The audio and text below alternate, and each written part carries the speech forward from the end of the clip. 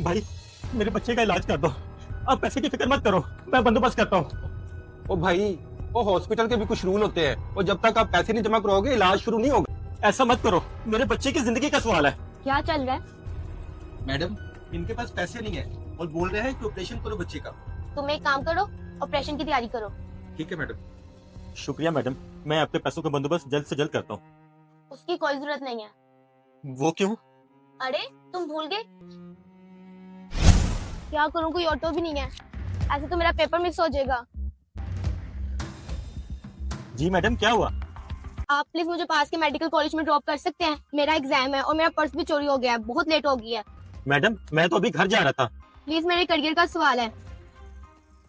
ठीक है, आप आओ, जल्दी बैठो।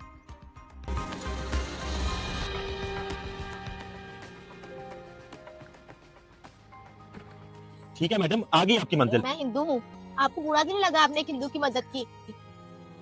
मैंने तो इंसानियत की खातिर आपकी मदद की है, और इंसानियत से बड़ा कोई मजहब नहीं होता। खुदा हाफिज। और वो क्या कहते हैं, ऑल द बेस्ट। अगर उस दिन आप मेरी मदद ना करते तो शायद मैं डॉक्टर ना बन पाती, क्योंकि मेरा पेपर मिस हो जाता। एक ने की आपने करी, और अब मेरी बारी। अगर आपको हमारा ये मैसेज अच्छा लगे तो शेयर ज़रूर कीजिएगा।